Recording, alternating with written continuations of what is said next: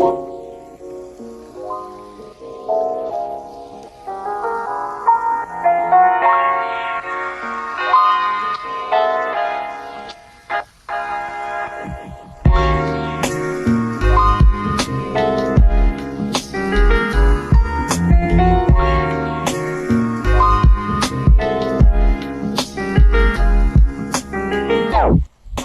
everyone, welcome back to Young and Wifed Up. This is Marcella. And I'm Gabby. And thanks for joining us this week for another episode. We have tons of resources for today's episode, so please go to youngandwifedup.com to see all 3,000 of them.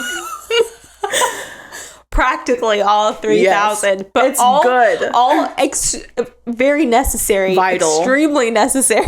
Yes. Also, be sure to check out our Facebook group and subscribe to our YouTube channel. It's all the same, Young and Wifed Up. All the logos are the same, so it should be pretty easy to find. And if you would like to support us, you can buy us a coffee at buymeacoffee.com. You can head to our website and click the coffee cup. Also shop with our sponsors, which include Imperfect Foods, Covenant Eyes, and Earth Hero. Leave us a 5-star review with Apple Podcasts. Google. Oh no. Google Podcasts and Apple Podcasts. I'm going to take over. And you should also share with your friends and family, especially this episode. Share this with everyone. Everybody you know. Moms, dads, sisters, brothers, everybody at church. Sons and daughters. Your next door neighbor. Yeah. Share this episode. I think it's going to be on my top 10 favorite episodes we've ever done. It actually might be on mine. It might be number 1. I don't know. I don't want to speak too soon. I will say, you know what? This would be a really good place to share this episode in particular would be if you're in mom Facebook groups. Yes. Share it there, sisters. Yes. Share so it there. Much good wisdom. Yes, I can't wait. A ton. We've honestly, all of our guests this season have been Top fire. notch. I think it's my favorite season. And I think it's just going to get better, honestly. I agree. Yeah. So before we get started, we're going to have a little catch up, even though we've been grinding tonight and we're not even done because we pre-record all of our episodes. How many weeks have you seen me wear this same shirt? I have worn this black shirt for the past month. My hair looks the same. I'm not wearing makeup. We're all the same. It's because we've been sitting here doing this for hours. It's hot. It's all for you, though. It's all for you guys. Anyway, so Marcella, next week, you are turning 25. However, when we record this, you will have already been 25. Already be 25. Marcella's 25 now. I'm 25 now. Right now. This Today. Moment, yeah. How does it feel?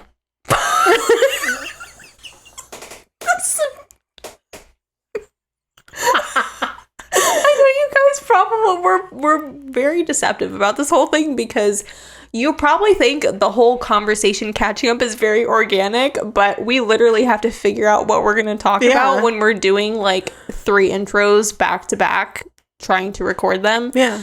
So we're like, let's talk about me turning 25. This is not working out very well. What's gonna happen when you turn 25? Something's gonna happen. I'm turning 25. You'll be able to rent a car without fees. Wow, yeah. Get stoked. Honestly, not that exciting, as somebody that's been past 25 for almost 2 years, nothing's changed. No.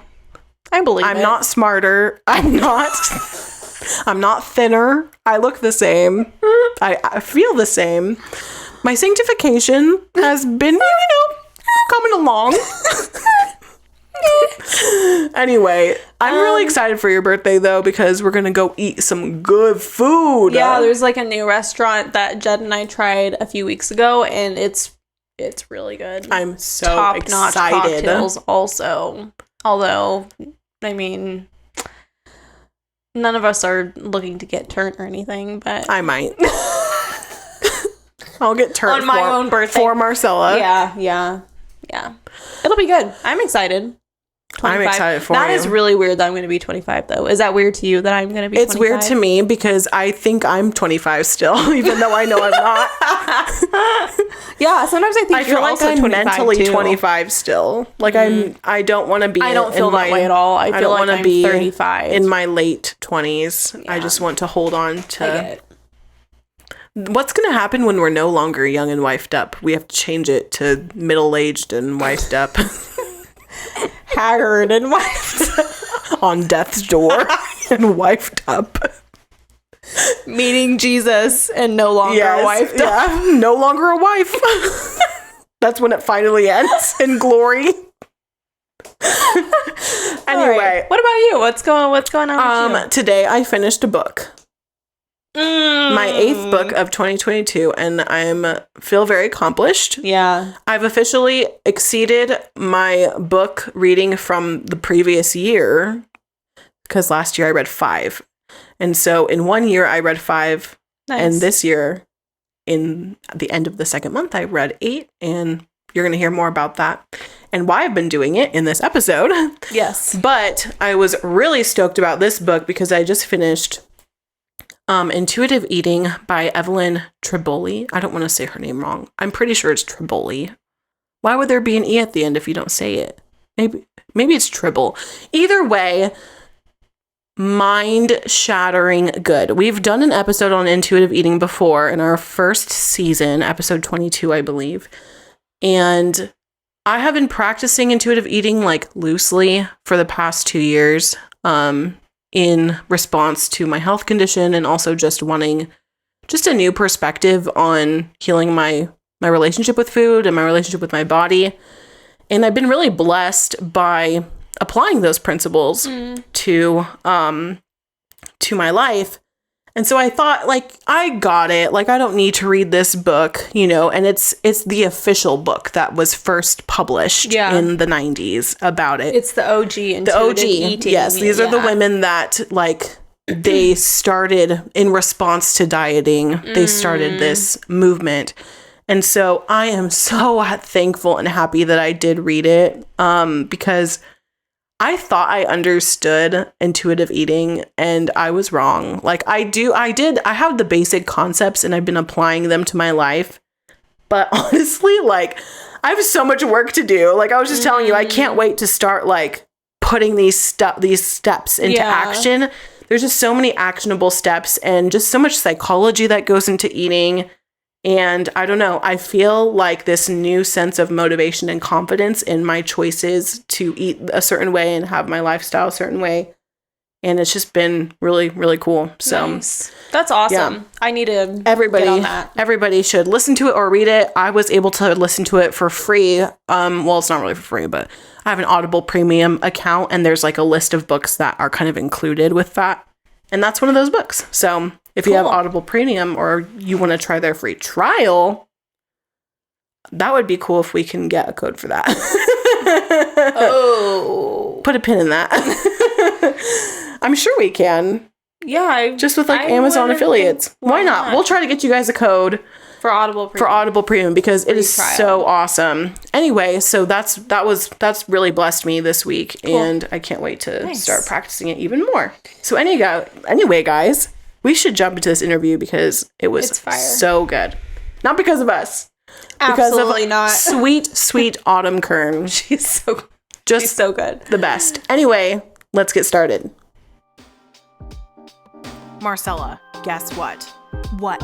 Last night, I made our dinner entirely out of incredible food that could have been thrown out as waste and headed to the landfill. No way. How? Imperfect Foods. Imperfect Foods is a weekly grocery delivery service on a mission to build a better, less wasteful food system.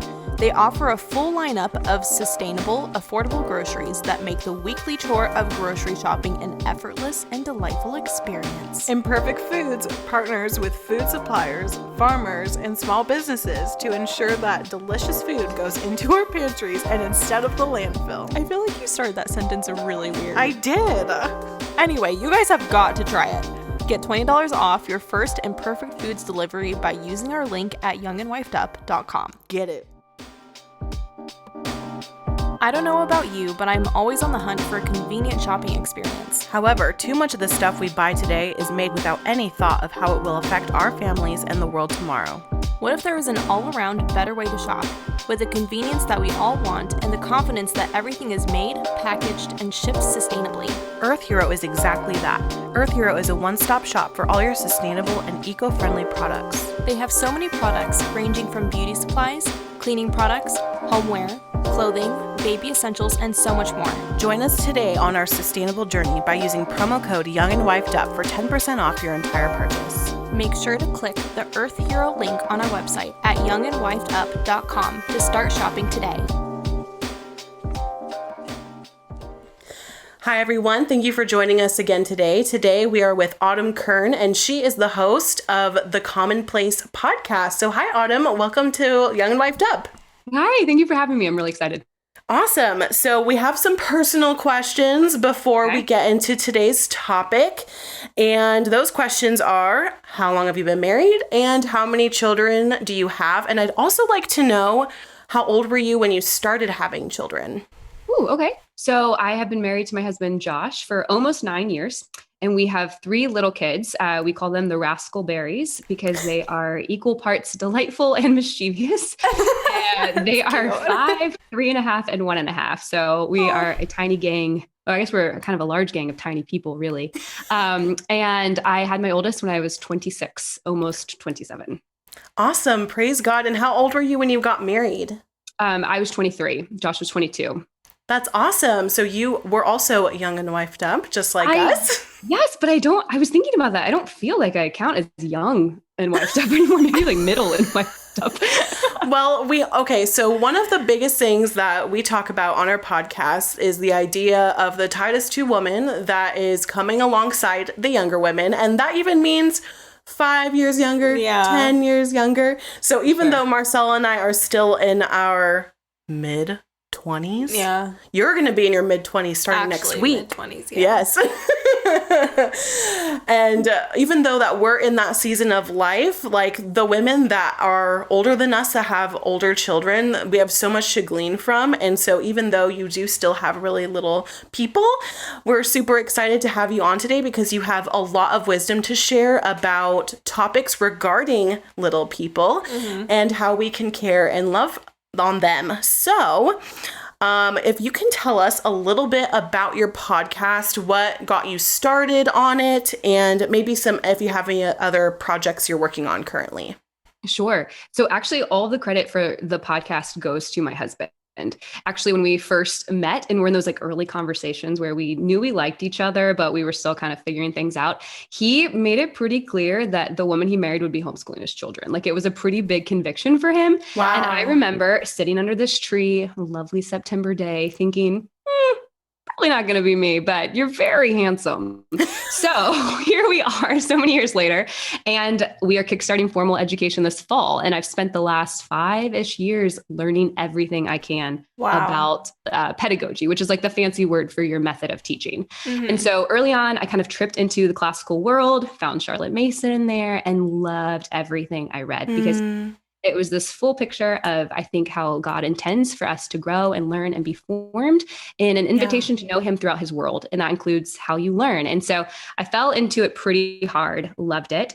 And then again, it was Josh who was finally like, maybe you should start a podcast, because I would talk to anyone about this stuff. It didn't matter what you were talking about. I would find a way to talk about this. I think that it was like the perfect segue into talking about these lovely ideas. And so I now host The Commonplace, which is a podcast for new homeschooling moms to get their bearings in the classical Charlotte Mason world. Generally, broadly, we talk about classical education, but in this second season, we are diving into Miss Mason's 20 principles. And while they are for homeschooling, I do think they relate to much more of life because they are principles about being persons, and we are all persons. And so I have gleaned so much from her wisdom, from what she studied and taught for so many years. And now I'm trying to share that with moms who are just at the starting line, who feel a little bit overwhelmed when they enter the homeschooling world, or when they think about, what do I do in those years before I pull out books and pencils and rulers? That's me right now. Like how do I get started? Because it's not like it just starts when they turn 6 and all of a sudden, you're teaching them from the day they land in your arms. So that's my goal, is to help moms connect those things, help women connect those things, and flesh them out into the day-to-day. And so this season, part of that, we've also added, or I guess I've also added videos to help make what can be kind of like standoffish philosophy something that's really practical, where you can see like your kids doing it. Like it works in your home. It's not something for the person squared away in the library. Yeah. That's cool. Awesome. Yeah. I have been really blessed by your podcast. I recently, over the past year, have been introduced to the Charlotte Mason homeschool method by a lot of friends. And also one of my elders' wives started a kind of a book club type of situation. We're going through the Afterthinkers study for the home education book. From Brandy Bensel? Yes. And so I'm almost done with part 5. Okay. So we're getting into the nitty gritty of reading. We just covered the kindergarten years, and it's just been such a awesome experience for me, even as somebody that doesn't have children yet. My husband and I both fully intend to homeschool. My sister and I were both homeschooled our whole lives ourselves. And so we have seen the benefit and the fruit of it in our lives. And we even saw how it blessed our mother. And so it wasn't just us that benefited from it, but my mom was able to, with her, even though she didn't have a master's degree in education, she was able to give us this beautiful and full education that we want to give to our children. And so, so that's something that we're both really passionate about. We've talked about our experience on homeschooling before. So if you're listening with us today, one of our earlier episodes in season one, we called it Unsocialized Homeschoolers. And we just talked about our experience, how it benefited us, how it benefited our family, and kind of went over the usual stereotypical issues that people bring to you when they find out that you want to homeschool or that you have been homeschooled. And so anyway, do you have anything else to say about that? Okay. I'd like to start a petition about your podcast, about the episodes. Yes. They are not long enough for me. They're so short. When I first started listening to them, the first one I listened to, I was like, oh my gosh, this is so good. I was just like taking all the information in. And then it was done. It ended and I was like, wait, what? No. I really appreciate that. If you can find a way to pack some more information. I mean, even like a 20-minute, 25-minute episode. You know, I think the one I listened to today was 18 minutes, and I was like, yes, 18. A longer one. You guys are really kind. It's just so good. I think you just have like so many good and wise things to say, and we just all need more of that. Yes, absolutely. You guys are kind. Go ahead. Sorry. Oh, I know, you're good. I was going to say, that's the wonderful part about falling into Charlotte Mason or the classical tradition, is that you're passing down a heritage that has been built upon for so long, like since the Greeks, right? And built upon these true, noble, lovely things. And so I have the benefit, I think of myself like this with the podcast, of just being a protector of and like sharer of the heritage. It's not me that's coming up with these great ideas. These aren't new flashy things. Right. They're rooted in eternal principles in God's world, and they have been passed down, and there has been fruit in generation after generation. And I think that's what a mom falls in love with. And like you said, with your mom being blessed by what she was doing, it's because she was all in on something God is good, and she made it her ordinary life to pursue it. Right. Absolutely. Yeah. So thank you for sharing that with us. And also, I just want to say that as somebody that's preparing for, and I mean, I could speak on behalf of both of us because both of us plan on homeschooling our children, that when we come across certain types of people that we can just relate to, they make things that might seem bland on paper, they make it real, you know? And so there's a very few people that I've come across when it comes to education or motivating a mother in that skill that I've really connected with. And I think you are one of those people, because you also are a huge proponent of self-education for the mother, to love reading, to love learning with your child and for your child, and not just for your child, but for your own pleasure. And so we're going to talk today about mother culture. And the first time I heard this term, I was like, what the heck is that? That can mean a lot of different things. Yeah, at first it kind of sounded like bad. I don't know why. It didn't sound like something I would be interested in learning about. But as I started kind of diving into the Charlotte Mason world, I started hearing about it more and started learning about what that meant and what that looked like in my life currently as somebody that doesn't have children.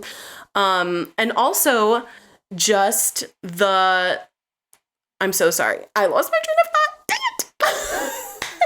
Dang it. Just the excitement of learning new things and getting my bearings as somebody that wants to homeschool. Learning about mother culture was something that motivated me to read more than I have read before. And so one personal goal that I had for myself this year was to read 20 books. Just because last year I read 5, and honestly, that could be a lot for a busy person, but for me, I just felt like I keep having these unrealistic expectations of what reading looks like for myself. And so I started just doing audiobooks, and then also doing audiobooks, pairing it with physical books. And that's something that I found that really worked for me. And so since January, I just finished my 8th book today. And I've just been so motivated and excited just about all this information that's like floating in my brain now. Things that are making me think, stories that are beautiful and full, living books. Those sort of things are just, it's sparked my love for reading again, the same kind of spark that we had when we were children. And so reading has a lot to do with this mother culture. So I'm going to let you start by defining what is mother culture and where does that term come from? Yeah. So mother culture at its root is about the continued nurturing of a mom as a person, by which I mean she continues to learn. So the first time mother culture that we know pops up is in about 1892, 1893. And it's a really big phrase in the Charlotte Mason world, but Mason didn't actually talk about it. So it appears in Mason's magazine, which was called The Parents' Review. And there's an article entitled Mother Culture written by someone named A. And in that, she makes the case that a mother needs to continue to grow for herself and for her children. And it's very well written. It's witty. It's delightful. She wins you over very quickly. But she says that the saddest thing you could ever see is a mother all used up who has nothing to offer her children when they're older because they've just given everything in those early years. And that when she's there with her children who have grown in their own curiosities and what they know, what they're wrestling with, she won't basically have anything to offer them anymore. And wouldn't that just be the saddest thing? Yeah. So she actually pokes at a couple of ditches, which I think very interestingly must have been a problem in the 1890s and are still problems today. So there are like 3 that she covers in this article. And the first is the mother martyr, that she thinks she's sacrificing her mind basically as a sense of duty or self-sacrifice for her family. Like it's a good thing. And she pokes at that because she says it's not good for families for a mom to not engage her mind. Like that's not good. It doesn't flow out into your home in a way that benefits anyone. And it's also just not good as an image bearer. So this kind of gets into the larger person principle. If you know anything about Mason, her first principle is that children are born persons, which means they're born complete with everything that they need in order to grow and learn. And moms continue to be, quote, born persons as they continue through their lives. And so you have a mind that needs to be fed just like your body needs to be fed. If you don't eat or you don't eat well, you're not going to move through life in a very good manner. You're not going to be very joyful. You're not going to feel engaged with what's happening around you. The same is true for your mind. If you don't engage it, it's also going to atrophy because it's a muscle. Right. So the second ditch that she pokes at is the mom who like just can't take her eyes away from her kid. You know, like they just have perfect hair and perfect little rolls and everything they do is so interesting. And so the mom thinks, well, I can't I can't even look away for a second. And I think you'll find like yourself in all three of these women, like we kind of move between them, because kids are super funny and cute. It's fun to look at them. But one of her things in this with mother culture is it's done in about half an hour a day. And I think that helps a mom frame, like no one's dragging you away from the work before you. The ordinary routine and rhythms of motherhood, of being a wife, of being just a homemaker in general, which women are gifted and called to do.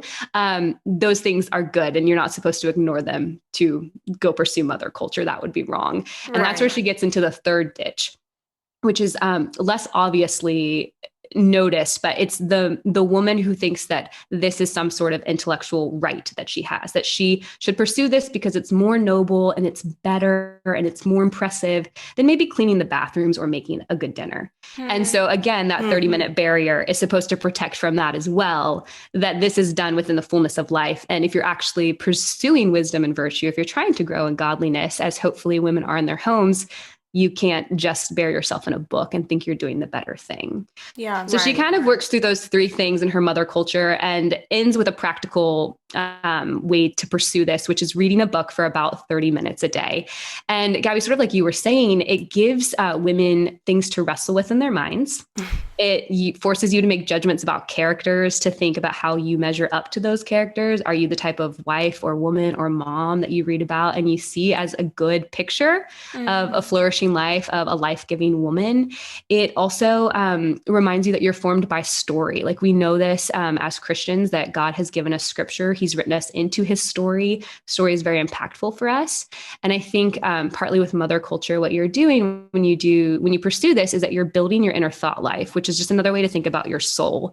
So I like to think about it like it's a hall of mirrors or a room of mirrors. And what you take in is constantly reflecting back and forth. Yeah. And it's forming your image of the good life. And so your primary way of interacting in God's world is what you think is the good life. So whether or not you intentionally choose to put good things in through books, so maybe you read great biographies and great stories and you learn new interesting things, or that time is going to get filled with something else. And maybe you're scrolling on your phone or you're just picking up the latest news headline. But all of those things kind of mix and roll around in your mind, reflecting back and forth, and they motivate you towards the action in your life. So the idea is that if you fill up with the good stuff in that 30 minutes, it's going to give you things to do with your mind when your hands are otherwise busy, but your mind's not too engaged. Like when you fold laundry or when you vacuum the house or drive for errands.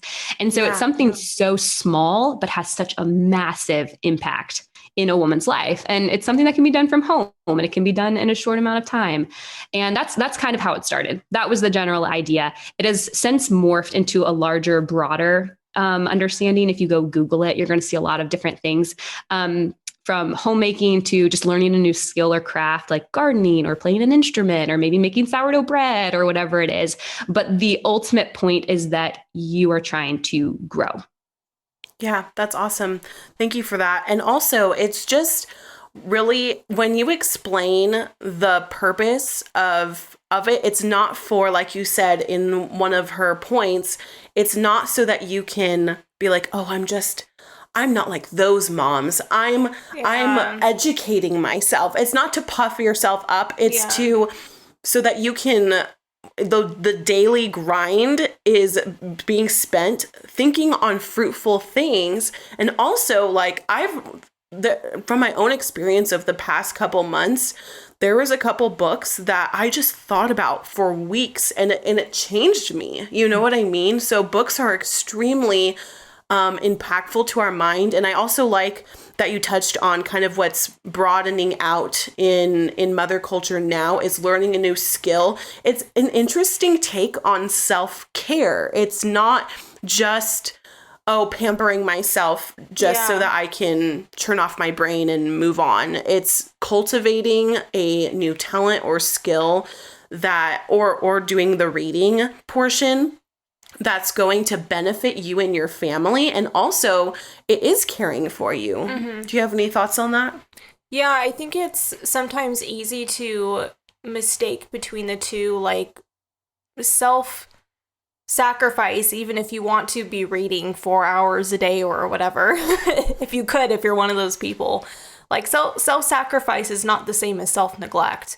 And so I think, when we get into, just having that barrier, like you said, of that 30 minutes of just, reading helpful things and good things, then it's like a form of self-care and just like how we need the food, for our body, we need that nourishment for our minds too. So I love everything about that. So now that we've defined mother culture, let's get into the practical ways that we can implement it. So what are some ways that mother culture can be implemented? What would it look like besides sitting down and reading for 30 minutes? Is that basically the gist? I would say that's the heartbeat of it. I think you can pull out some principles though. So I do think the reading life needs to be a part of it. Like right. We're saying, we are narrative creatures by design. God intended for us to be impacted, informed by story. So I think it would be terribly sad if someone didn't engage with reading. It is the primary food for your mind, like the living ideas. However, I think there's some principles you can pull and then you can take and run a couple different ways. So sort of like you guys were just touching on, self-care can seem very shallow and fragmented in terms of like, well, I just need to go shopping alone. That's what I need and I'll feel better. And it might in the moment. Like a lot of times, potato chips are really easy to eat and really fun to eat too. But ultimately what we want to be doing is caring for ourselves in accordance to how God has made us, which is going to bear the most fruit. It's going to also help us love God and neighbor better. So as you pull these principles out, I think you can apply them to a lot of other things, and women should think freely about like being out in nature or learning something new and engaging their hands in good mindful work. So the first, it's again, kind of two ditches.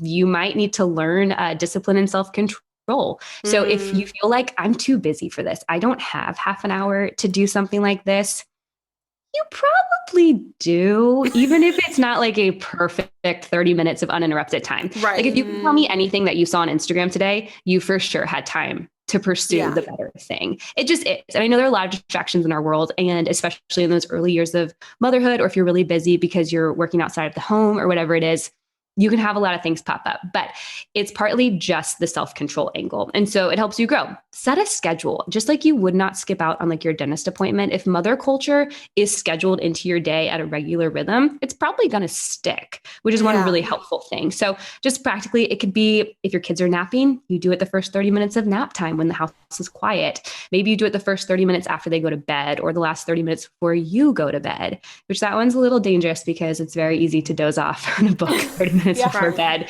after caring for young children all day. But maybe you're a morning person, you just get up a little bit earlier.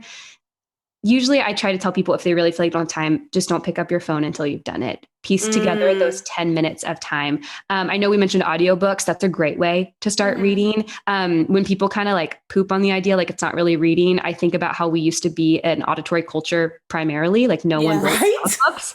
It was incredible the amount you had to commit to memory, and to maintain your habit of attention through that is actually quite difficult for us moderns. So I think audiobooks is a great way to also, like while you're cleaning, if that's, one way to do it, start there. Yeah. Now, on the other side, like we said, that 30 minutes keeps you from just diving in and thinking you don't have anything else to do.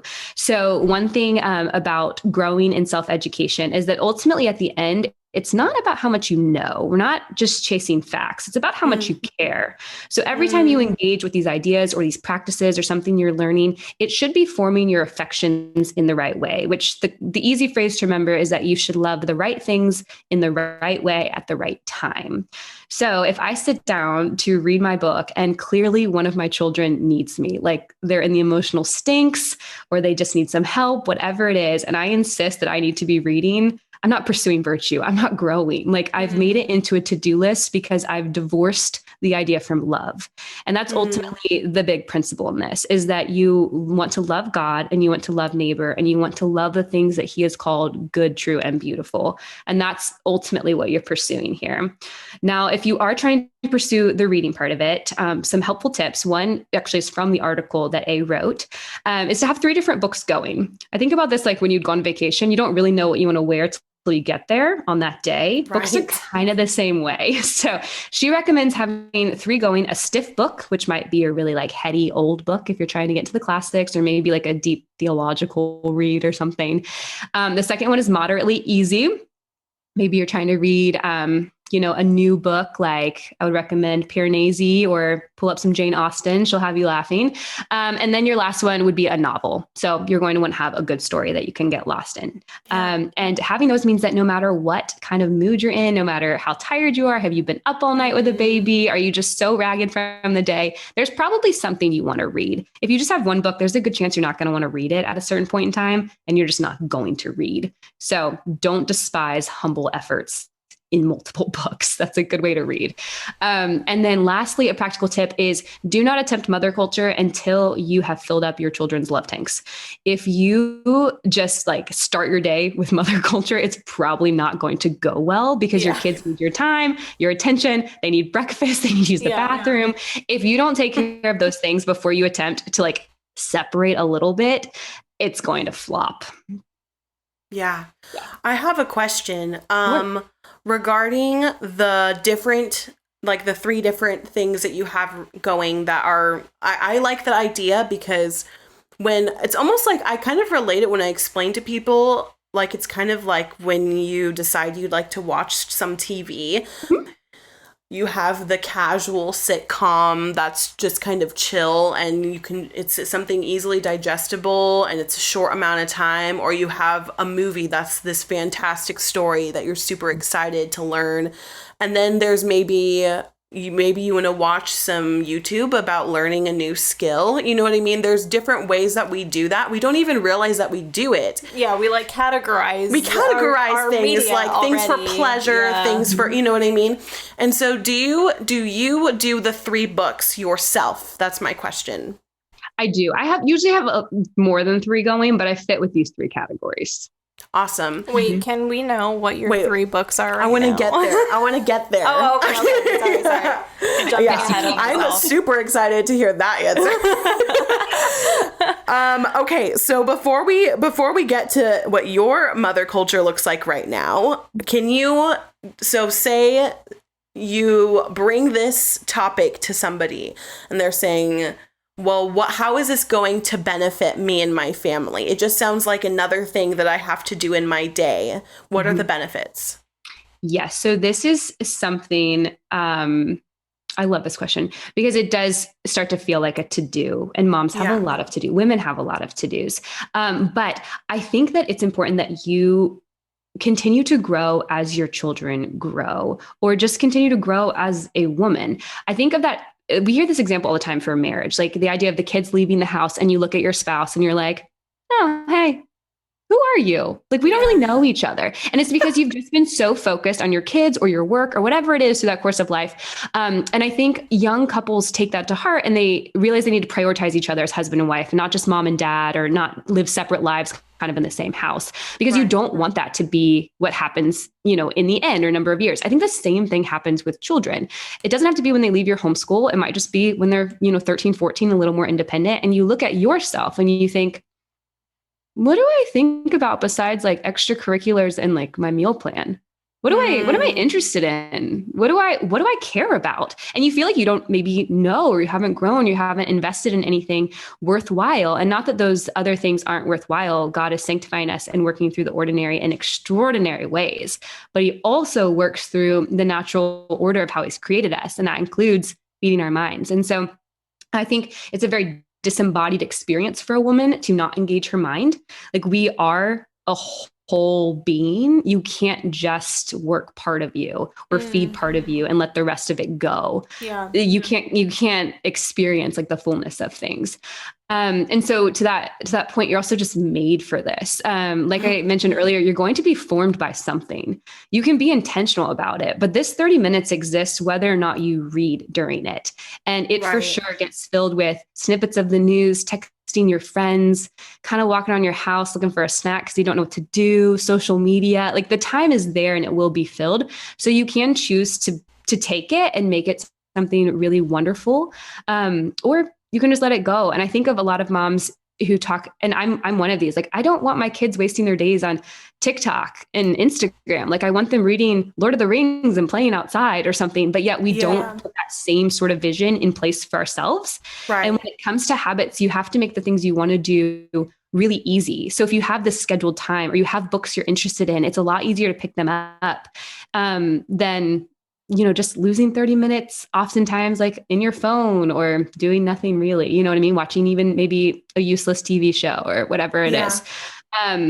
And I also think the larger benefit, because this is not just a selfish pursuit, this is something that I think kind of echoes throughout a family, is that it spills out of us. Like what we're putting in this hall of mirrors in our souls and our hearts, it's going to pour out, from our hearts, our mouths speak. What we think is the good life is what we're going to pursue on a subconscious level without too much thought and effort. And so when you think about how if you change a mom, you change a whole family, you change the atmosphere, you change a village, like it sends shockwaves through a local community when you get moms on board with something.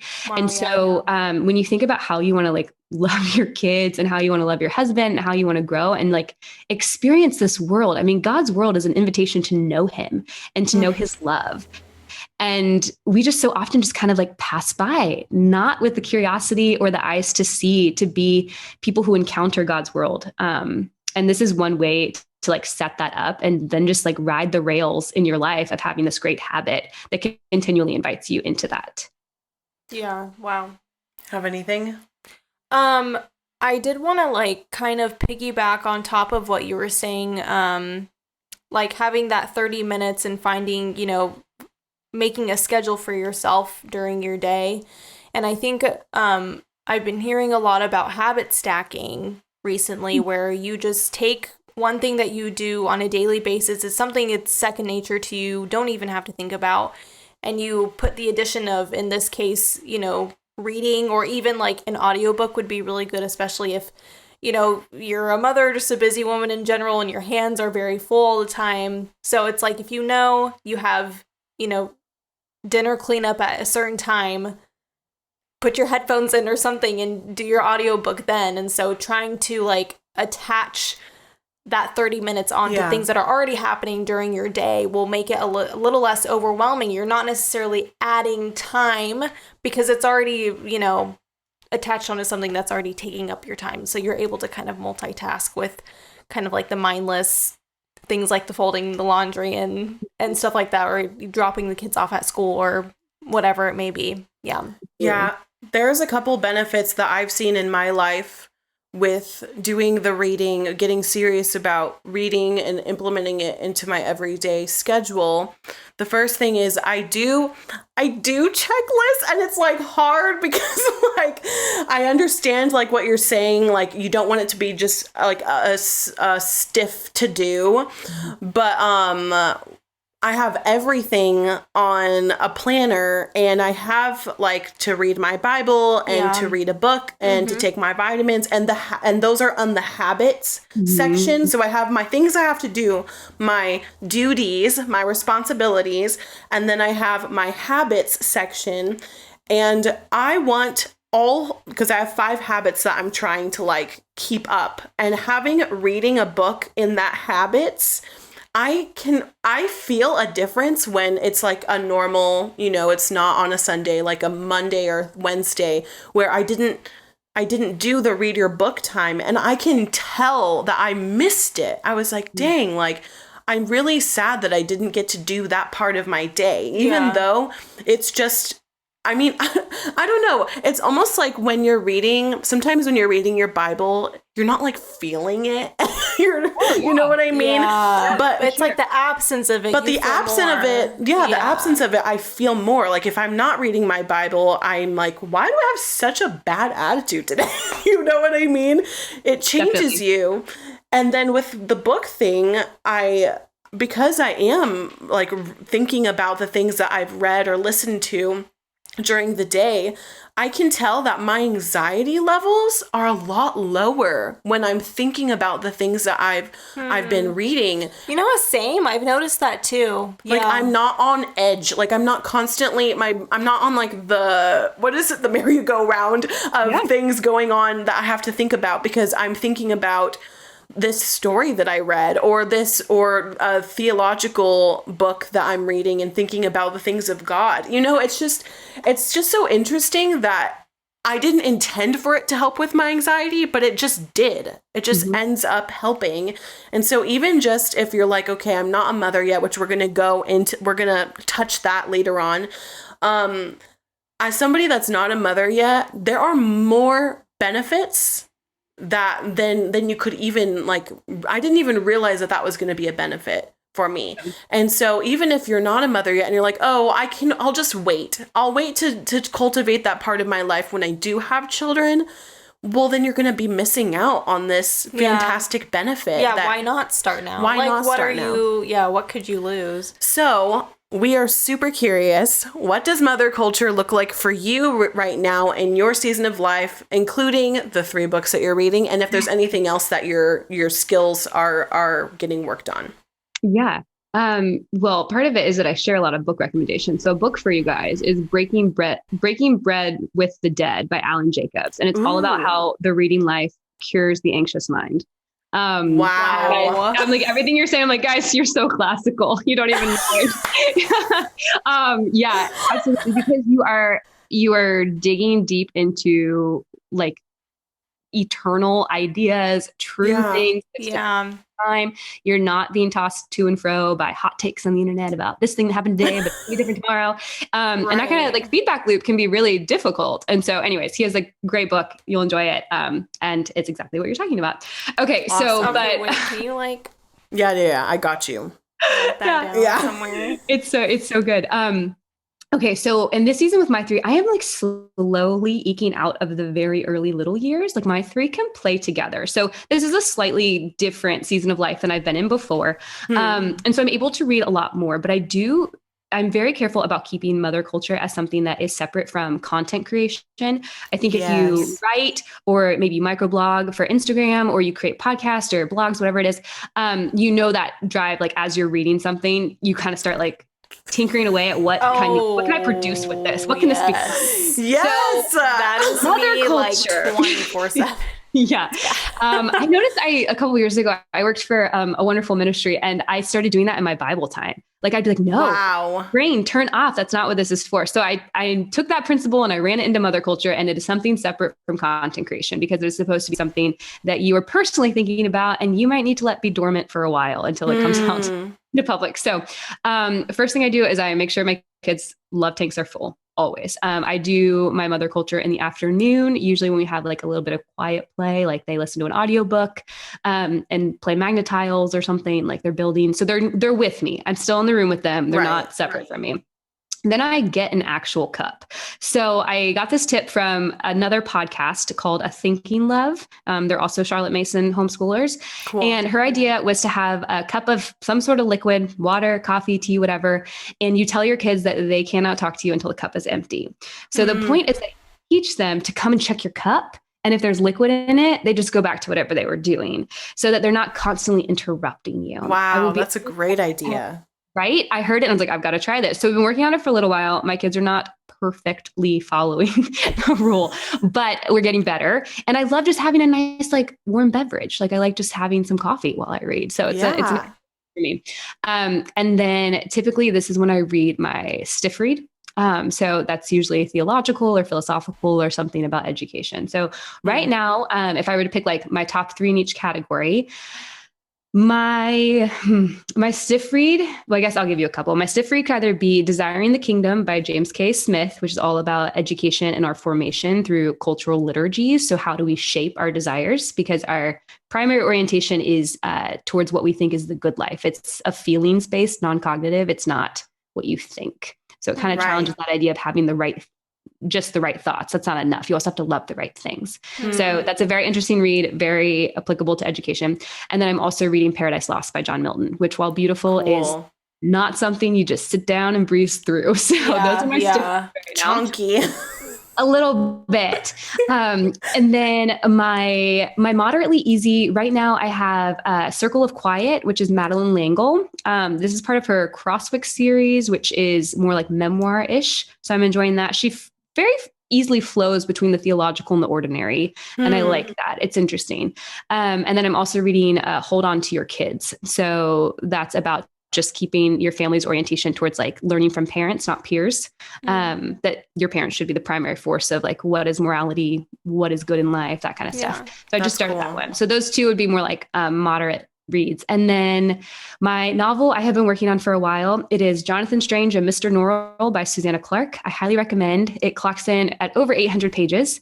Wow. And so it is taking me the better part of like 6 or 7 months. Like I've been reading this for a while because I can only read fiction when my children are asleep, or else I would ignore them for hours. Right. So that's part of rightly reading. That's part of the virtue, is that I cannot read fiction when they're awake because I will get sucked in and be a terrible mother. Yeah. I'll be like, sure, eat whatever. Goodbye. Those are the books I'm reading right now. That's awesome. And are there any other skills that you're working up right now that's outside of content creating? Would you say that content creating is a part of your mother culture? Ooh, that's a great question. I definitely think so. I think of the commonplace as a bit like narration in Charlotte Mason world. So you read and then you tell back what you've learned with your own touch of connection and emotion. And I definitely think that's very much what I'm doing with the commonplace. And I think it builds into my home life and helps me be a better mother teacher, I hope. And so for sure, I've definitely thought of it as self-care, the way like the world would define self-care, like working on the project is very life-giving. I have also jumped on the sourdough train. I like the grounding element of like touch. I like that there are laws to bread that I cannot change. If I do not follow the laws of bread, the bread will fail. So I like the confines of it, like having to learn to submit to it, I think is a good thing to learn. And then I'm also trying to teach myself Latin. It's a fun Friday night at my house. So Latin and sourdough. That's so awesome. You've been wanting to do the sourdough train. Yeah, do you have like a book or like a favorite? Like what was your what's your favorite method? Like starting, yeah. Oh yeah. So my friend Faith actually gave me some of her starter because I could not get a starter to grow in my house.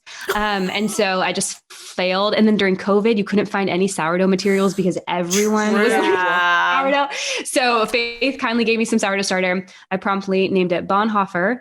And then she kind of set me up with a tutorial. So I don't have any books or anything. Like resources. Okay. Yeah, I would though, without reading it, which is a dangerous way to recommend something, would be Abigail Dodd's new bread book. I think it's called Bread of Life, in which she weaves through like the nature of Christ and bread. And she is a master bread maker. And I do love what she writes. And I've heard great things about the book. So if you're looking for a book, that might be one.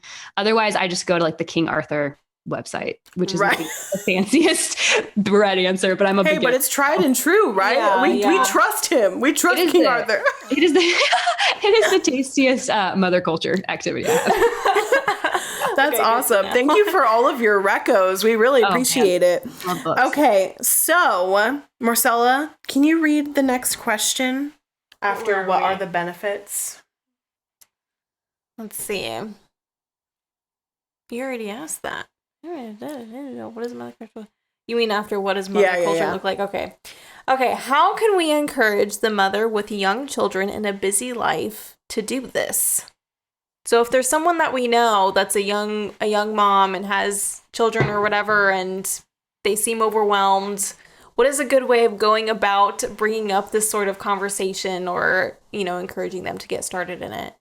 Yeah, know that difficult season is valid. Like it is hard to find this time. If it feels difficult, it's not because you're failing or you're not like organized enough or something. Like it is your first child or like your fifth child. Yes, your capacity grows, but you have a lot of needs right in front of you. You are trying to anticipate and meet them. It is difficult. Know that this recommendation for mother culture is because it is what's best for you, not that it's easiest for you. And that's a Charlotte Mason thing. She runs through a lot of her work is I am telling you something because it's the best for children, not because it will be the easiest thing for you to do. And so start with what you can and don't despise small things. Like God is very faithful with little things that we are able to do. And so read on your phone while you are nursing in the middle of the night, while you're rocking in the middle of the night, listen to an audiobook in the car. Like you guys mentioned, one of my recommendations is to put an earbud in as you're vacuuming or, walking at the playground, whatever it is. Read out loud to your kids. This was something I started doing a little while ago.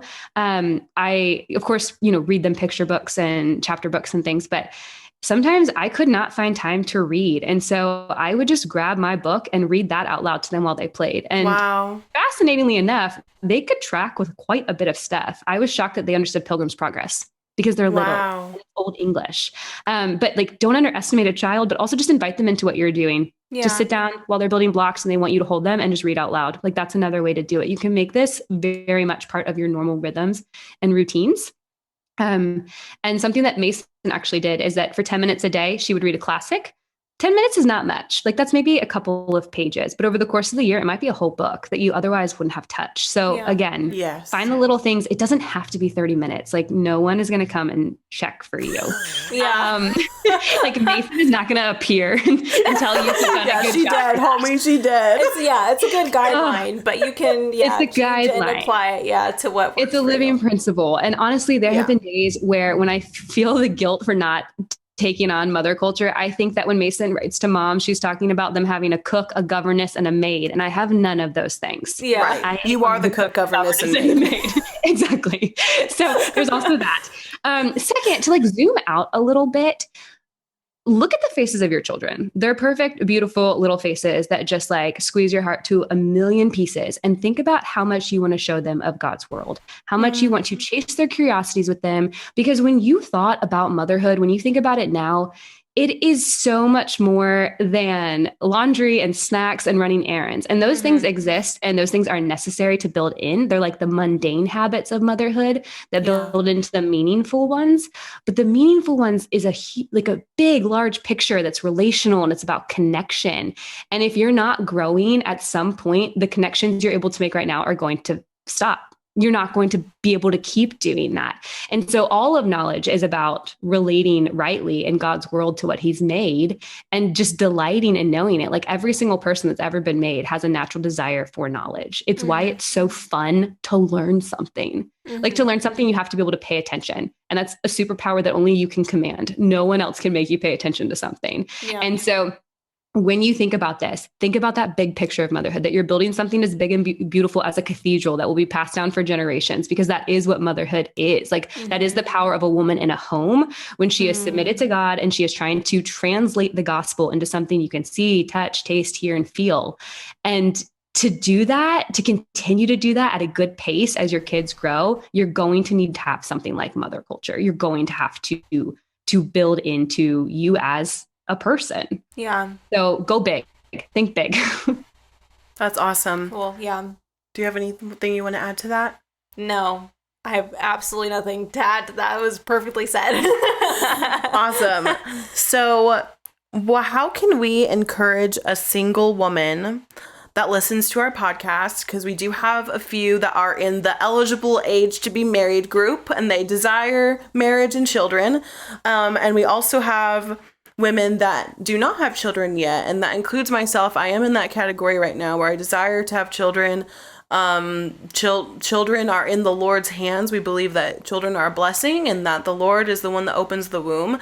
And I have no intention of ignoring the ideas of cultivating my spirit as a future mother. I don't want to ignore that part of my life just because it's not there yet. And so I think that when it comes to desiring or learning about things about what motherhood is going to look like, it's kind of an interesting perspective that we have. We don't exactly know what it looks like for us yet. And we do not understand what it's like to be a mother. But if we desire that role, we're like constantly thinking about it, learning about it. If you're on the trying to conceive grind, you can become almost consumed by the ideas of becoming a mother, and to where you might say, well, I must pause my life until the Lord gives me that role. And I have had many conversations with women that are in this season, the season that I'm currently in, and they feel that way. They feel that I have to pause and wait, or because I am not a mother yet, why would I behave like one, And so in my life, I mean, I've gone up and down in seasons of, you know, struggling with the idea that that's not what God has for me right now, and deciding like, you know what, like I just need to live as if it's not going to happen so that I can live in contentment. But then I'm also in seasons, which I feel like the season I'm in right now, where I'm like, you know what, like if I'm going to be a mother one day, I want to be like the best mother I could be, and I can cultivate these sort of virtues and principles in my life now. And it's not something that I have to pause my life for. So with that in mind, I believe that I have been trying in the past 6-7 months to implement the idea of mother culture into my life. I talked about earlier in the beginning of the episode how I have read 8 books in 2 months, and that is something that I did not think I was capable of doing. And half of those are audiobooks, so some people might say I cheated, but I was able to narrate back to my husband and anybody else that would possibly hear me. Love it. Yes. Yeah, and I think, oh my gosh, like narration, that's like a whole other episode. Because just the idea of repeating back the things that you're learning, my husband and I are doing that with each other because he's interested in learning the Charlotte Mason method. And it's just like exciting to do as a couple together. So anyway, with that in mind, what is the encouragement that you could give to people like me or people that may not be married yet, but they do desire this lifestyle and duty that the Lord has given us? How can you encourage them to do mother culture in their life in the season they're currently in? Yeah, I love this question. I think that partly kind of what you just said, and then talking to some girls I know who are in those different stages that you've mentioned, the one thing is to think that their life either needs to just be on hold or just act like this is never going to happen, right? Like one of 2 ways.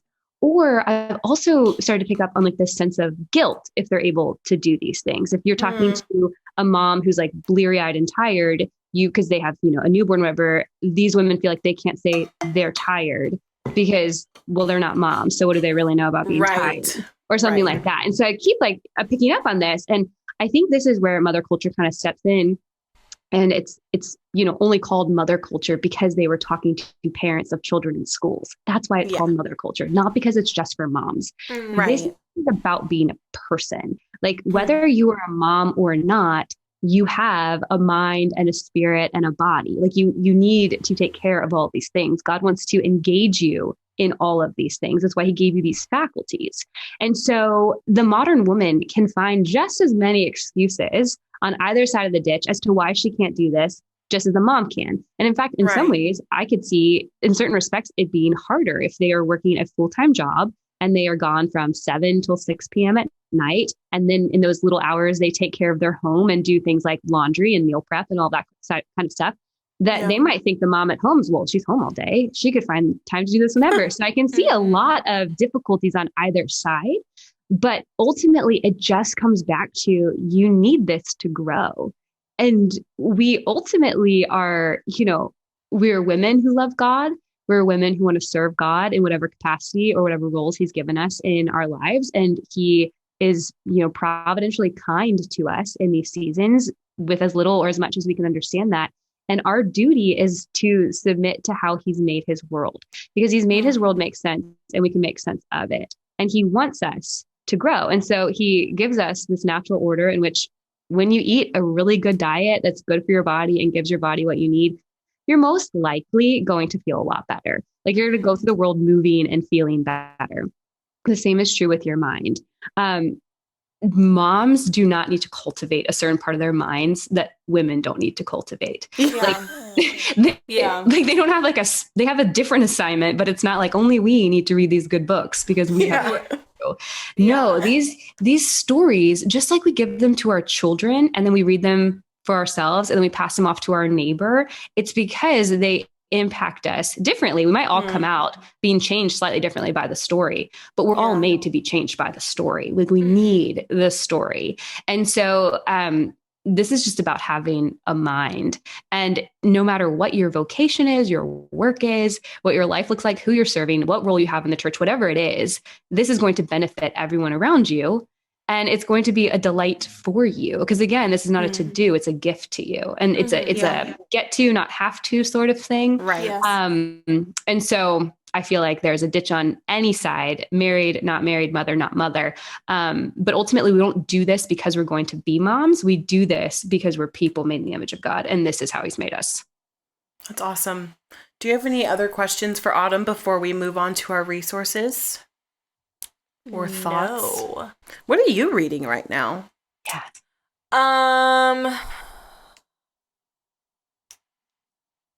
I know you just finished Emma's for Mama. Yeah. I'm in between deciding. I haven't decided on my next. Well, you were supposed to give me The Excellent Wife. She keeps promising me that she's gonna give me this one book that I need to read. I'm worried that I gave it to somebody. I know. You need to let me know so I can buy it if I need to. Because that was the next one on my list. So yeah, who wrote that book? The Excellent Wife is by Martha Peace. Okay. All right. I have heard of Emma's for Mama. I think I know who wrote Oh yeah. Who what's the author of Emma's for Mama? What's her name? Abby Halberstadt, I think. There's like 10 kids, right? Yeah. Yes. Yes, I do know who that is. Mm-hmm. Yeah. That's so funny. That's like a personality trait. She's the one that has 10 kids. Well, because it's like 2 sets of twins or something. I know. It's crazy. It's insane. It's crazy, yeah. Yeah. I'm reading right now. I just finished a book today, so I'm kind of honestly, okay, I start to feel guilty because sometimes I'll pick up a book with all the intentions of reading it, and then I get distracted by another one, and then I want to read that one more.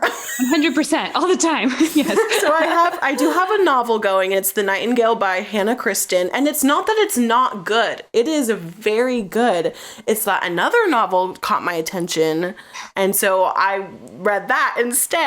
But now that I'm done with that one, I need to go back to The Nightingale. And then I'm reading Vodi Baucham's The Fault Lines, talking about social justice and critical race theory. And that one I reserve just for Sundays, which I'm glad that I have it just for Sundays because sometimes I really want a good theological or cultural, like Christian cultural book going on Sundays. And so that one I am listening to, which is nice because when I'm getting ready for church in the morning, I just have that on the background and it's really edifying. And then I'm also reading The Right Side of History by Ben Shapiro. And that's kind of like my book that it's very historical and political, and it's not very, like, it's interesting to me, but it's kind of like my stiff book. I want to get into my husband is the one that reads stiff books all the time, and he loves them. I have a whole library right to the left of me of church history and the early church fathers and all these things that I really want to get to, but they're extremely intimidating to me. But honestly, like, hearing you talk about it, I think I'm just going to do it, even if it's like one page at a time. That's totally good.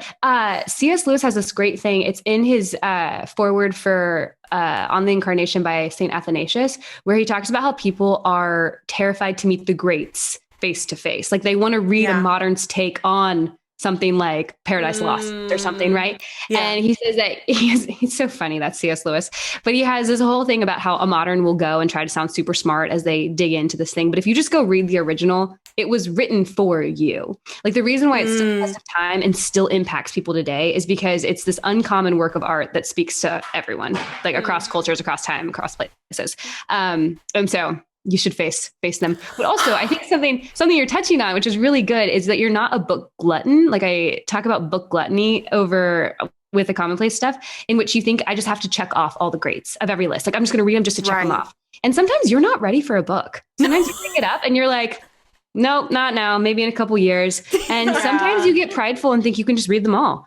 And I love having a big library, partly because I want to know all these things, but also because it keeps me humble. Like it doesn't matter. I'm never going to know everything in all these books. Like I'm never going to be the source of all wisdom and knowledge. So I think it's totally fine to have a book and you like another book and you're like, well, I'm going to go read You know what? And I need the push. So thank you, because reading The Right Side of History with Ben Shapiro, there's so much philosophy in it. And he's quoting all of the greats, all of them, over and over again. And I'm like, Is that the book where he starts? Sorry, we're going off topic here, but he's like, we're built on Athens and Jerusalem, and he goes through all. Okay, I've read that. Yes, it is a hard crash course into Western philosophy. Yes. Okay, so that's what I'm thinking. It's like my gateway book. But it's so good. That's a heavier gateway book for sure. Yeah, it is. You should go to R.C. Sproul's Ideas Have Consequences. No, The Consequence of Ideas. It's back there. Okay. It's actually on the shelf with Ben Shapiro. And it's like a deeper dive. But once you kind of get your feet wet with him, you can jump into that one. Okay. Great recommendation. So speaking of recommendations, do you have any resources for us? I know you said a bajillion of them, and I'm going to have to find all of the links for all of them for my listeners. But do you have any other resources that can get somebody started on the topic? Yes. So first one is to go to Ambleside Online, which is a free Charlotte Mason curriculum website, tons of resources, but they actually have the parents review articles right there on their website. So you can search mother culture and find the original. You should always start there. Always read the original before you go and read, or even listen to me talk about the idea. Like, just go enjoy it. It's not difficult to read. It's not like super old English or anything. You'll track just fine. After that, I love that we already mentioned Brandy Wenzel, because I was going to say, head over to Afterthoughts, her blog. I've learned so much from her. She has been homeschooling, I think, for like over 20 years. She's graduated one of her kids. She has 3 teens now after that. And search mother culture. She has habit trackers. She has her own like continued education journey as a homeschooling mom. She has a ton of resources on there. Awesome. And then if you're looking to listen to something, if you go back to season 1 of The Commonplace, episode 6, I have Moms Are Born Persons Too. And I took a big dive into beauty, why mothers need beauty. And part of that comes through mother culture. So there's like a brief kind of introductory idea there. And I think I will sell you on the need for beauty in your life. Yes, you sold me. That's when I listened to the episode, I'm like, that's it. I'm going to have her on to talk about mother culture. Oh, I'm so glad. I really enjoyed doing that. I do feel like moms forget that they are people. Yeah. Right? Okay, so do you have any fun recommendations for us today? Like, any hacks? Not that all of this is they're not all the best and fun. But like, fun, let's branch out. We're going to branch out. Do you have any like cooking, cleaning, kid hacks, anything?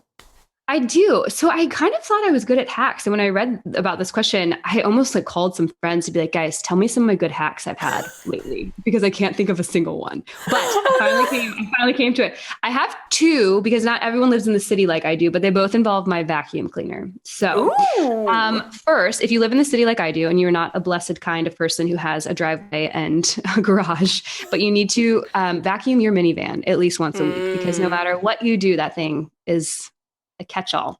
What I do is I take my vacuum with me to the playground, because I can see all 3 of my children while they are playing, and I can deep clean the van for like an hour and no one's crawling around in it. I have street parking in the city, so I can't just like go out and do this, leave my kids inside willy-nilly. Right.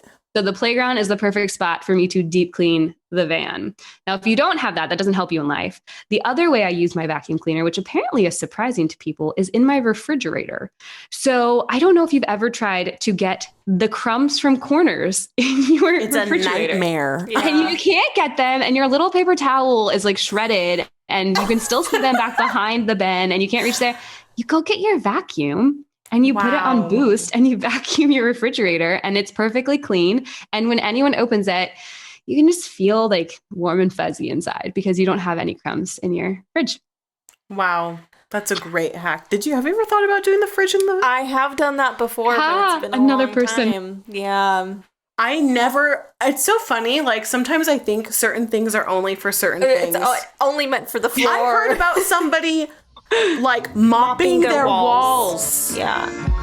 I was like, homie, what? Like, our walls are dirty? Yeah. What are they? I never thought about like that. Wall?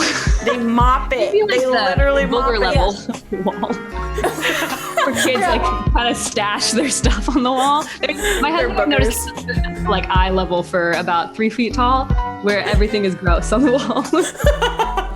Yeah. I get that. Yeah. That's really funny. Yeah. Okay, Autumn, thank you so much for all of your wisdom that you shared with us today. And I hope this isn't our last conversation together, because this was so much fun. Yeah. I had a great time. Thank you for having me. Awesome. Okay, guys, we'll talk to you guys next week. Bye. Bye. Bye.